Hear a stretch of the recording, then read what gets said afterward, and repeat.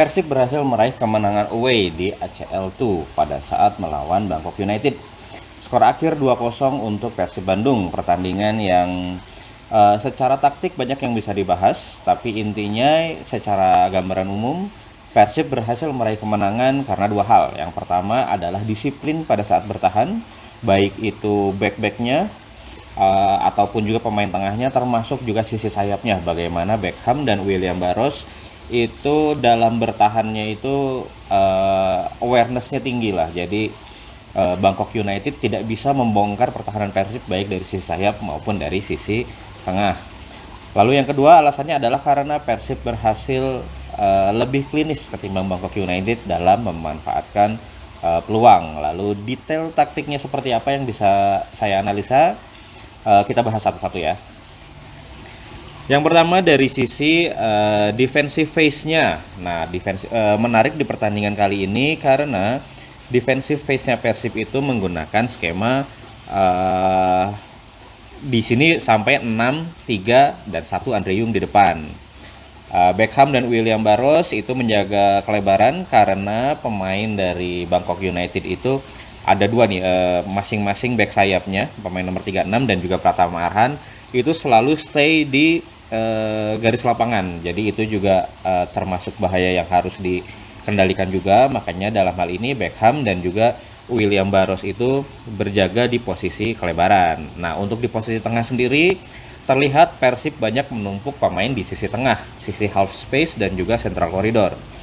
4 pemain belakang, jadi Eliano Reinders dan Frans Putros juga masuk ke area half space, jadi lebih compact. Selain itu 3 di depan, tiga di tengah maksudnya, Adam Alis, Mark Locke dan juga Lucho itu juga compact ke belakang gitu, terutama dua, Lucho dan Mark Locke. Kalau Adam Alis terkadang dia bersama Andrew Yung melakukan pressing awal di depan gitu.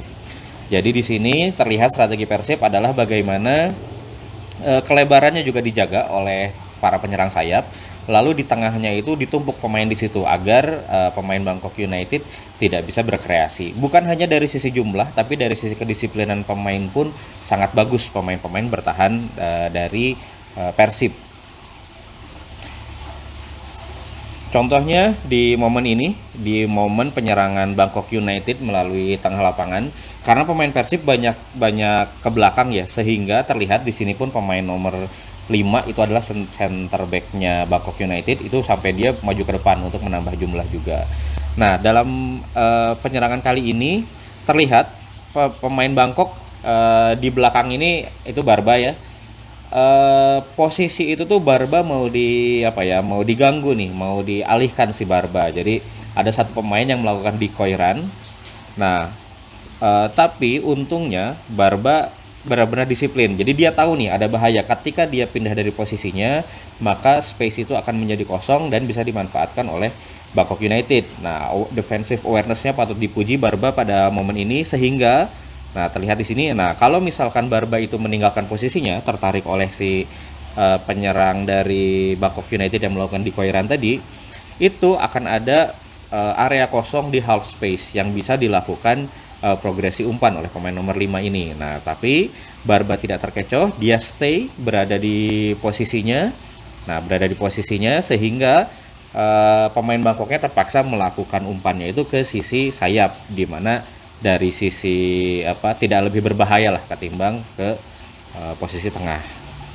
Nah, ini juga ketika Barba terpaksa ya dalam momen ini terpaksa mengikuti lari dari penyerang dari Bangkok United, maka area yang asalnya diisi oleh Barba di sisi half space itu segera ditutup oleh pemain tengah, dalam hal ini Mark Locke, sehingga ini juga patut dipuji nih dalam sisi defensif Persib kemarin, bagaimana saling mengisi posisi antara pemain belakang dan juga pemain tengah. Ini momen berikutnya sama, jadi ketika ada sisi kosong yang ditinggalkan oleh back, itu akan langsung ditutup oleh gelandang bertahannya. Dalam hal ini Lucho melakukan cover sisi half space di sisi kanan. Karena pada momen ini baik Frans Putros maupun William Barros yang biasa mengisi posisi itu terfokus untuk melakukan defensive action kepada pemain yang lain. Kita lihat Arhan progresi umpan kepada pemain yang berlari ke sisi half space, namun segera ditutup oleh Lucho.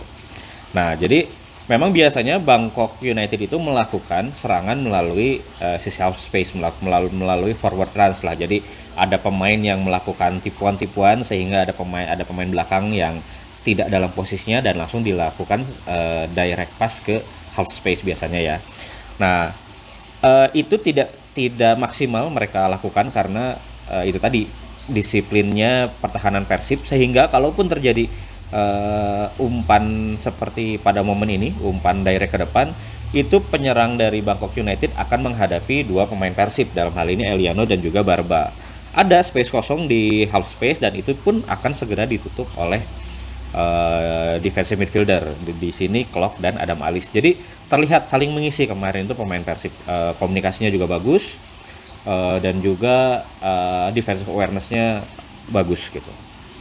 Berikutnya dari sisi transisi bertahan ya, Persib kecenderungannya adalah reshape. Jadi biasanya transisi bertahan itu ada counter press agresif atau yang biasanya pada zamannya Jurgen Klopp itu dibilang gegen press. Ada juga yang cenderung reshape, jadi segera kembali ke shape awal gitu. Nah, pada pertandingan melawan Bangkok United kemarin, Persib kecenderungannya melakukan reshape, terlihat di sini ya. Jadi back-backnya langsung kembali ke posisinya lagi, gelandang bertahannya juga kembali ke posisinya. Ada yang melakukan pressing tapi tidak agresif, melakukan pressing, dalam hal ini Adam Alis, itu fungsinya juga untuk mengulur waktu biar si lawan itu nggak bisa langsung melakukan progresi ke depan. Jadi diganggu dulu di awal, sedangkan pemain lainnya melakukan reshape tadi itu. Ada satu momen di mana dan itu sebenarnya keputusan yang bagus ya melakukan reshape, karena ada satu momen di mana ketika tim Persib itu melakukan pressing agresif, itu justru Bangkok United jadi mendapatkan peluang sebenarnya, yaitu dalam momen ini di mana pemain Persib itu melakukan pressing agresif ya, jadi bola kemana dikejar, dan Bangkok United bagus dalam melakukan umpan 1-2 sentuhan gitu ya. Nah, ini terlihat di akhirnya ada sisi kosong di sisi kanan yang pemain Persibnya juga tidak dalam shape yang seharusnya gitu ya. Dan ini peluangnya sangat berbahaya. Ini kelihatan kalau di momen ini pemain nomor 36 back sayapnya ini bisa melakukan umpan mendatar aja ke sisi tengah kotak penalti, itu pasti akan berbahaya. Nah, beruntungnya Bangkok United ini tidak bagus dalam melakukan crossing. Sepanjang pertandingan kemarin bisa dibilang crossingnya lagi jelek nih, padahal biasanya pemain nomor 36 ini crossingnya bagus, tapi di sini peluang terbuang karena crossingnya jelek lah bisa dibilang. Nah, oleh karena itu di sini juga patut dipuji juga sebenarnya leadership dari Mark Klok. Di momen ini terlihat bagaimana ketika pemain Persib mau melakukan pressing, Mark Klok melakukan kode untuk kita mundur ya, kita reshape. Nah, itu menjadi istilahnya terlihat bahwa Klok itu bisa menjadi pemimpin di lapangan gitu ya. Jadi setelah itu pemain Persib kembali reshape, tidak melakukan pressing yang agresif. Nah, ini juga memang dari sisi pertahanan kemarin Persib tidak kebobolan, terbantu juga karena crossing dari Bangkok United itu jelek, terutama dari sisi kiri sebenarnya, dari sisi Pratama Arhan. Beberapa kali Pratama Arhan bisa dapat posisi yang enak untuk crossing sebenarnya, tapi akhirnya eksekusinya gagal gitu. Berikutnya dari sisi attacking phase. Nah, untuk attacking phase sendiri pada fase build up yang menarik di sini adalah ternyata yang banyak memainkan peranan adalah Federico Barba. Jadi bukan Lucho, bukan Mark Klok. Nah, jadi playmaker awalnya itu Federico Barba. Awalnya sih sempat dikira akan Tom Haye gitu ya. Ternyata Tom Haye kan tidak bermain. Di awal pertandingan sempat ini juga nih, wah siapa nih yang bisa menjadi playmaker, karena Mark Klok kan sebenarnya lebih ke box to box gitu ya, dan Lucho pun istilahnya untuk sebagai playmaker utama juga beberapa pertandingan kemarin masih kurang, dan di pertandingan kali ini ternyata yang menjadi playmaker pertama adalah Barba. Jadi Barba yang menentukan penyerangannya itu akan seperti apa, apakah umpan panjang diagonal ke depan atau umpan pendek ke sayap yang dekat gitu, atau melalui tengah di mana ada ya ke pemain tengah seperti ke Adam Alis atau ke Andrew Yung. Jadi beberapa kali yang membangun serangan adalah Federico Barba. Beberapa momennya seperti ini, terkadang dia umpan diagonal ke William Barros di sisi kanan, terkadang juga tadi diumpan ke sisi Eliano di kiri, atau juga atau ada juga ketika bola ada di Lucho dan Klok, sering juga dikembalikan ke Barba dan Barba yang mengolah bola itu. Dalam hal ini di posisi ini dia juga melihat pergerakan dari Andrew Yung, jadi dia melakukan progresi umpan ke tengah. Jadi benar-benar Barba itu kemarin jadi playmaker gitu. Jadi dia menentukan direct pass ke depan kah atau kita main pendek aja nih, dari membangun dari bawah. Itu kemarin Barba yang banyak menentukan gitu. Termasuk ini juga satu peluang di mana dia yang berakhir kepada golnya Andrew Yung yang dianulir gitu.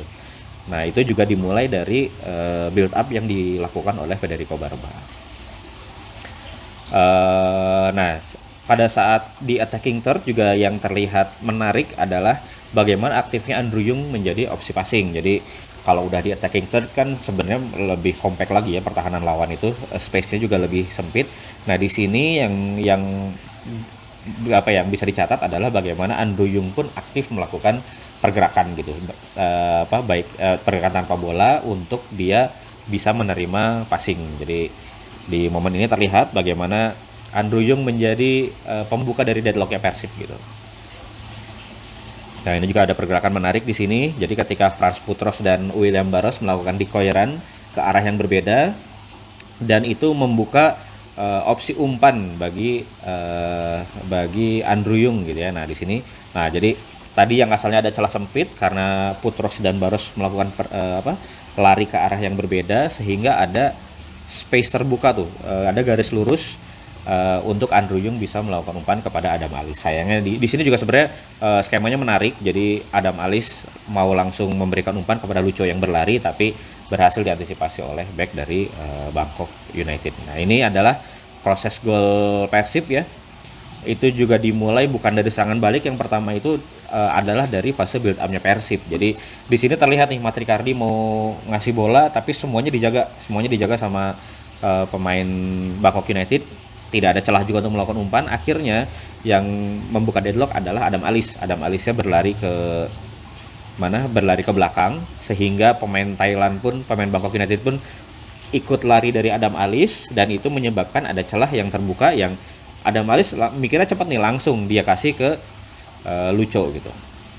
Nah, dia kasih ke Lucho. Nah, jadi pressing pertama dari Bangkok United udah berhasil dilewati nih oleh Persib, dan itu juga terlihat nih setelah setelah gagal nih pressing pertamanya, 3 pemain depan itu tidak membantu pertahanan. Itu juga yang hasil analisa di preview ya, di video sebelumnya.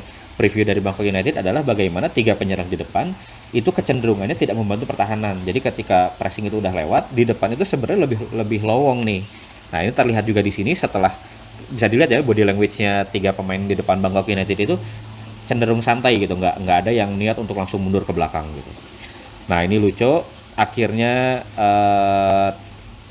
terjadi juga kan, dari Lucho diumpan ke Barros di sisi kanan, dan di sisi kanan pada akhirnya itu tadi karena yang di depannya itu tidak membantu pertahanan Bangkok United, akhirnya ada terjadi posisi 3 lawan 3 nih di sayap kanan. Itu kalau untuk tim bertahan ada posisi yang jumlahnya sama atau bahkan tim lawan lebih besar, itu sebenarnya berbahaya karena pemain lawan bisa dengan leluasa melakukan kombinasi serangan. Nah, dalam hal ini juga Mark Locke ya yang melihat lari dari William Barros, dia melakukan back heel, diterima oleh William Barros, masuk ke kotak penalti ini. Di sini juga bisa dilihat di kotak penalti pun cuma sedikit nih di tengah ya, cuma ada 2 pemain, nomor 5 dan nomor 36 dari Bangkok United.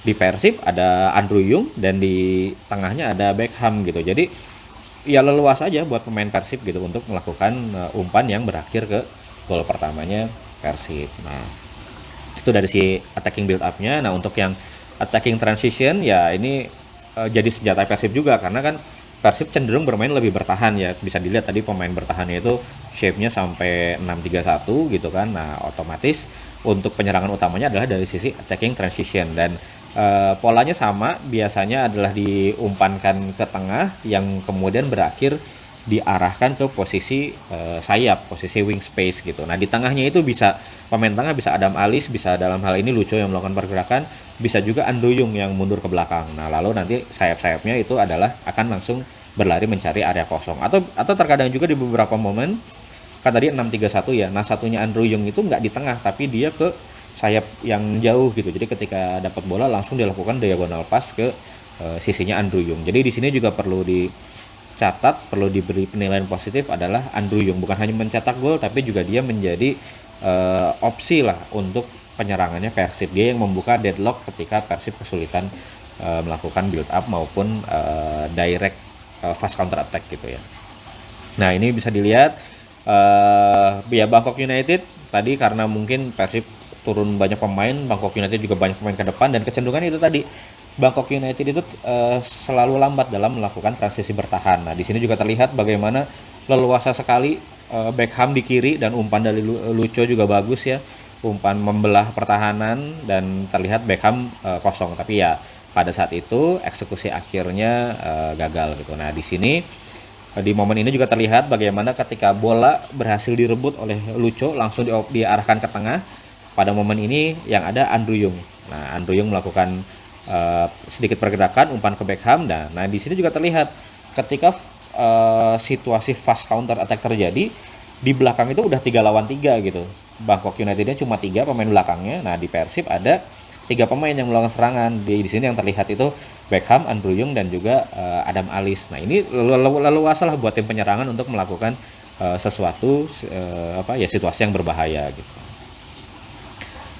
Nah, ini yang berikutnya ketika ini juga ketika Lucho berhasil merebut bola di tengah, lalu Ramon ya di sini yang menggantikan Andrew Yung melakukan progressive run ke sisi half space kiri gitu. Nah mirip-mirip, jadi dari tengah dioper ke samping. Nah ini juga skema yang bagus, dan terlihat juga sebenarnya pemain Bangkok Unitednya juga udah mulai keletihan gitu ya.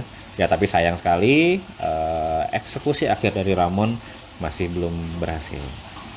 Nah transisi juga yang menjadi awal mula dari gol kedua Persib.